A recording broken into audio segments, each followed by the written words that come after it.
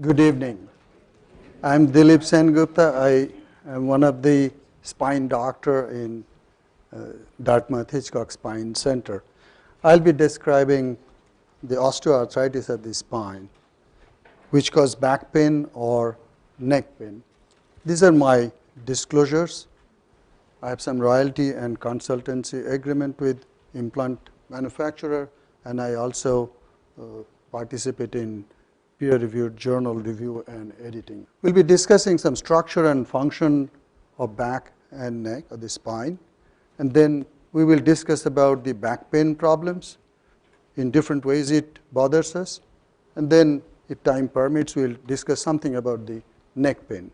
The spine is composed of some blocks of vertebrae, and they're stacked up nicely and lined up nicely, and that is very important. And there are discs, the red structures, between those blocks, and the most important function they do is they are good shock absorber, very good shock absorber. In addition to that, it also allows some motion, like it is allowing bending forward or backward. While it allows motion, that is an important function, but more important function is that it allows a nice shock absorption without hurting. This is the disc. And as I explain it to my patients, that it's like a car tire, nice cushioning, pumped up with water, not with air. And if things go wrong, and if you cannot pump water in it, then it gives you trouble. And let us see how it does. This is an anatomical specimen, and we borrowed these from Dr. Rauschnig, a Swedish anatomist, made lovely pictures. These are real life anatomical pictures. As you see, the nerves are intimately related behind the spine. The covering of the nerves have taken away, and vertebra is in front. And this is, you are looking from the side. These white structures are discs. These are vertebral bodies. And you see a nice cushion, and it protects the vertebral bodies so that it doesn't feel pain. The disc itself cannot feel pain. It doesn't have any nerve supply. But if it doesn't work well, then the structures around it, that will sense pain, and it will hurt you. So what if it goes wrong? So in a normal disc, as we see there, nothing is bulging backwards, nothing is pressing on the nerves which are intimately lying close to the disc. But when the structure is not so good, as you see, the little thin, little change in the structure in the middle, some chemical change so that it cannot pump water in, like you get your car tire pumped in with the air, and that's what happens. And it bulges backwards, and the nerves are pretty close, and it can pinch a nerve. And we'll see what happens if that happens. This is early stage of degeneration. But when things go beyond that, this is how it looks like. And again, this is a real life anatomical structure, that the entire thing disintegrated, the vertebral body no longer are aligned, and things become like infolded or outfolded, can pinch on the nerve, and can hurt by pinching a nerve. And also, there is no good shock absorption, and that can cause significant pain. So let us see early stages what happens. Lumbar disc herniation, one of the commonest problem as we see. So this is how it looked like. The lumbar disc has a nice fibrous rim, like car tire has a nice outer lining, and inside is jelly filled with water, and it can pump water in to give good shock absorption. When the structure, the outer structure becomes little damaged, then this jelly-like structure can bulge out, and that's what we call disc herniation. When it herniates, it can cause pressure to the nerve, or sometimes it releases chemical, and even without significant pressure can irritate a nerve and can cause pain. And that pain can go down wherever the nerve goes. So it can go along back of the legs all the way down the ankle, on foot, sometimes top or bottom of the foot. And that we examine, we ask you, and we find out or figure out which of those 5 different discs in the lumbar spine could be causing you trouble. We often call it sciatica. And in fact, patient comes, yes, doc, I have got sciatica. Don't you get that? The problem is, sciatica is a symptom. That is not a diagnosis or a disease. And probably it comes to with the name of sciatic nerve, which lies along the distribution, that people often confuse with. we call it sciatica as a symptom, pain goes down the leg. But the real diagnosis could be something different that doctor has to figure out, examining patient, looking into different images, etc. Now, once the disc is coming out and is irritating the nerve, either by mechanical pressure or chemical irritation, what happens? Well, you get pain, but then what will happen? Is it going to kill the nerve all the time? Is the pain going to ever get better? Believe me or not, more than 80% do get better on its own. More than 80% do get better on its own, whether you treat it or you don't treat it, or whatever way you treat it. It doesn't always go back. We might often think that we either inject something or chiropractor manipulation, they push the disc back into place. That doesn't happen. It shrinks to some extent. But what happens is the pain disappears gradually. And I will show you how many cases in scientific research that it really disappears. And this is how it looked like, again in anatomical structure, that the disc is bulging against a nerve and can cause pain. So what if it doesn't get better? What we do? We have to treat it. Okay? The first line of treatment is take some medicines, pain medications, either over the counter or prescription medication. You can do some exercises and activity modification. Don't stay in couch or stay in bed and be afraid of pain. Be active, but you learn to do it right. If you have to lift, if you have to carry things, what is the right way of doing it so that you don't keep on hurting it? And sometimes all these first line measures may not work, so you come to doctor, they might give some injection treatment in the back. There is no real scientific evidence that it works, but as you have learned in earlier talk, that anecdotally many patients do get better. If the initial treatment doesn't work, the injection can help you. The exercises really do help in the longer term, but be careful. Not all exercises are appropriate at the beginning or in the acute stage. So you have to learn which one are the right way to do. If you bend forward like this, you might be pressing the disc even harder and pinching the nerve worse. On the other hand, if you do the same thing in a different way, it might work better. So initially, you might need some help of a professional who can guide you which exercises are right and what is the right way of doing it. But the wrong thing is if you're afraid of pain and don't do anything and just sit on a couch. That's not right. So if things do not go in the right direction, after you have tried all of those, now you come to doctor, what you do. So doctor will then possibly decide, well, let us do surgery. So we make a small hole, as you see, a tiny hole in the bone, and remove that fragment of the disc. Not the entire disc, but this fragment of the disc. And often it works. We usually do it with the magnifying loops. That is the commonest thing it is done. But sometimes you might get confused that a microsurgery or use of a surgical microscope. But remember, the actual procedure done is still the same, whether use a magnifying loop or use a surgical microscope. No difference in outcome, no difference in actual procedure. But the microscope helps two persons to see together at the same time better. And this is the outcome, that pain, this is actually the satisfaction course, and this is 3 months, 6 months, 1 year, 2 year, and even 4 year. None of these patients had surgery. They had acute disc herniation and pain, and initially they were not satisfied, they had a lot of pain, but now the satisfied patients number goes up as time goes up. By 2 year time, 61% are happy. Their pain is relieved with the resolution of pain, no surgery done with non-operative treatment. But what if the things are not going better? Then you might come to doctor and have surgery.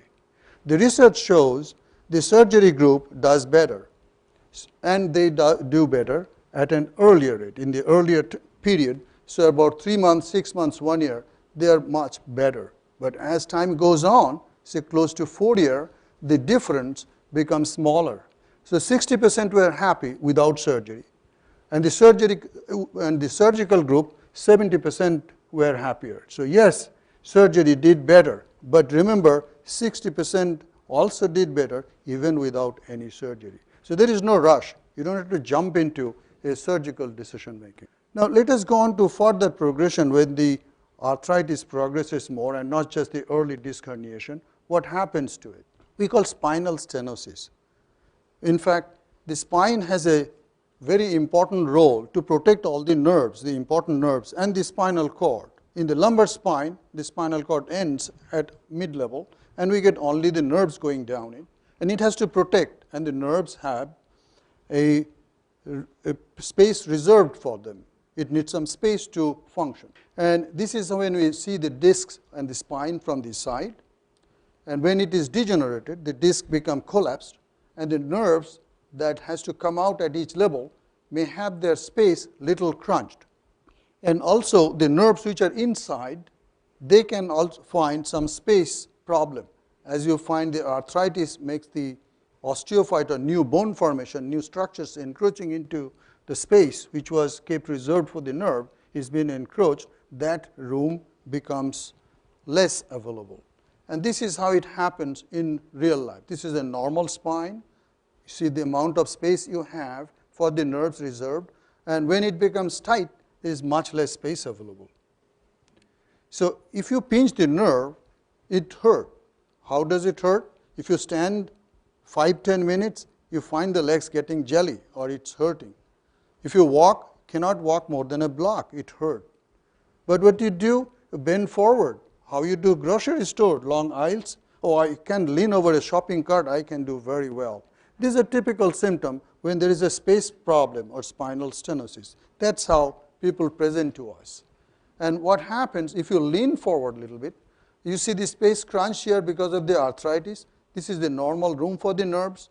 And as you bend forward a little bit, you can open up the space for the nerves.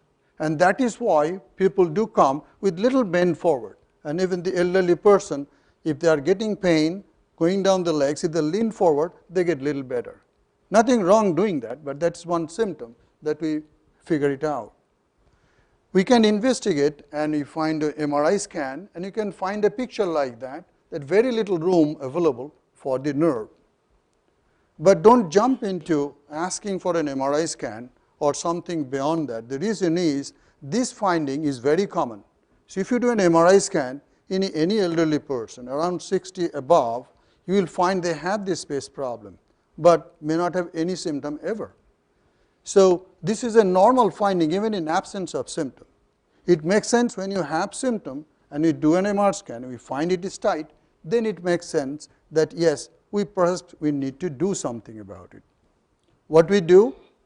Just sit in bed or leaning forward? No. Keep active. It's like this lady, if you do a kitchen counter 10 minutes standing, they find it difficult, so they will lean forward on a kitchen table. Do some exercises. Do things in a different way, but get going. Keep working. Use a stick. No shame doing that. But if you do not walk, because walking hurt and you sit and look through the window, that is the wrong thing to do. But get going. If things do not get better by simple means, you can try acupuncture, massage, chiropractic manipulation, physical therapy, etc. Once again, there is no scientific proof that they make a long-term big difference. But as an initial measure, this often helps many people. What is important with this treatment? Get going, like vacuuming, doing washing, cooking, all those household activities. Don't step back. Keep doing it. Do some exercises in addition, and that helps even more, particularly swimming exercises. If I say someone is hurting and go to gym and do exercises, and say, are you crazy? I'll be doing it will be hurting more. Yes, it will. But if you go in water, the buoyancy will take your weight off. And even if you walk and don't have to run 10 steps across, that's a lot of exercise because you are displacing water, not air. And it really helps while it takes care of your body weight. But get going and keep doing things. I don't mean that you have to chop woods like in earlier speaker showed, but get going. If it doesn't work, a time may come when doctor may figure out that yes, if nothing else working, let us make some room for the nerve. And the way we do it is called laminectomy. We make a small incision there or large incision depending on how many segments you have to do, and we take some bone out. And when we take the bone out, the nerves are uncovered. that is okay. The nerves can lie with like that. And there will be some other covering, the muscle, etc., will cover it up, and that is quite compatible. And it works reasonably well. And we'll see how it works. This is little more closer view in a specimen, and that's real life surgical view when you see the nerves are bare. And we can leave it bare like that without doing anything beyond that. And this is how the outcome research shows. This is Dr. Weinstein, Dr. Mirza, our chair. We have done this research, and this is one of the highest quality research data that we have. And it shows that even non-surgical patients or treatment, they do get better. And the surgical group do get better sooner. And after about a year or so, the surgical group, they reach a plateau. And as you reach almost 4 years, then you find that both surgical and non-surgical group are merging. Like at the end of 4 years, it doesn't make a difference whether you had a surgery 4 years back or not. So no mistake if you haven't had your surgery done 4 years back, as long as you are getting better. If you go 10 years, it is even more intriguing. The other research show that soon after surgery, a lot more patients do get better and happier, 70%, whereas initially only small group of people, non-surgical treatment are better. But as you keep watching them, say 10 years down the road, they almost match each other. The reason is the benefit of surgery deteriorates over period. On the other hand, the people who do get better, that they didn't have to have surgery and the pain gotten better, they keep getting better over the years. And that is the good news. What if it happens differently, that the disc degenerated even more and then it falls out of place? As I said, the spine is in nicely aligned and it falls out of alignment. We call it spondylolisthesis, like slipping of one bone on top of the other. And that causes several problems. It can pinch a nerve, and it has got problem with taking the load, which is important. Like this is very efficient to take the load and maintain alignment. And now it cannot take the load, and it can pinch on the bone and hurt, and pinch on the nerve, cause leg pain, and so on and so forth. The pain could be chronic or acute, and oftentimes the pain keeps on coming with recurrent acute episodes. Once again, and this is one typical person.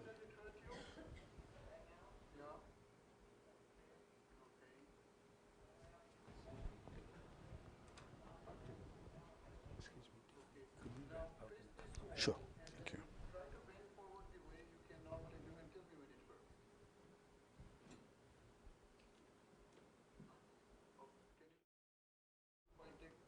So that is a typical pain. As you move, it hurts. Okay, so how we deal with it? Many people do get surprised when I say if you smoke, the nicotine do cause this damage, and that is in your hand. You can certainly quit smoking. That is one of the first thing to do. And the other golden rule is that if it hurt your back, it doesn't mean that it is causing any harm. Okay, heart is not same as harm. Even if it is hurting, get going and keep doing. And you reach the doctor for any further intervention, like surgery or so, is at a much later stage. And Dr. Hazard, he emphasizes on that function is a lot more important than pain. Pain doesn't kill anybody. Whether you have severe back pain or not, you will live as many days as you live normally. But the function, if you're afraid that if I work and it will hurt, and if it hurt, I'm causing a damage to my body, that is a wrong concept. And that's what Dr. Hazard emphasizes, that function is a lot more important. And if it doesn't work, then yes, we are here to do surgery. And it works in a fair number of patients. And as you see this patient, if you believe me or not, that came in 2002, then 2004, 2006, the pain gotten better without any treatment. It was 42 out of 100 to 27, but it went up to 56 7 years later. Then we did surgery and pain came down. It works, but it is risky, it is expensive, it is controversial, and is not always necessary. So we are running out of time. So to sum up, what I would like to say is that don't be afraid to stay away from activity because it hurts. Hurt does not mean doing any harm. And non-operative treatment works for more than half the patients who come to us. And don't jump into surgery. And one important analogy that I give it to my patients, because patients do come to us and say, doctor, I have got back pain, and I did MRI, my PCP said, there is a disc herniation. This has to be fixed. I want my back fixed. That's what exactly they say. And I tell them a short story, okay, yes, certainly your back has to be fixed. You have got 4 discs and 2 of those are worn out. We need to fix it. Now what you do if your car door is gotten wrong, you go to a mechanic, get it fixed. The door doesn't close, doesn't open up, the window doesn't come up, cold water, air coming in. And what you expect by fixing, they'll change the hinge, change the lock, the window comes up and down. And that what you mean by fix. But what if your mechanic say, you know what, we do not have that lock or that hinge, we can weld all around so that the door doesn't open or close, but you can still drive the car, no water coming in. Would you buy it? Okay, but that is the only car you have, so you cannot buy another car. If nothing else works, perhaps you will say, okay, weld the door, this is the only car I have got to. If you really feel that way, that if it was your car, you'd rather have a welding, yes, come to doctor for surgery, and that's what we do, we weld 2 bones together. That's what we do, believe me or not. The newer treatments are there that we do not weld it and we let it moving, but it did not quite serve as good. So although for almost 10 years we are doing disc replacement, like joint replacement you heard about, but it is nowhere close to what is desirable. The biggest problem is that the outcome is no better than traditional fusion, like welding 2 bones together, but the complications are higher or more risky. You cannot revise it. And the biggest challenge is it doesn't act as a good shock absorber. The very first function we talked about, the joint replacement in the spine, it doesn't do it. I'm sorry that I couldn't complete the rest of the discussion, but I'll be happy to talk to you anytime. Thank you.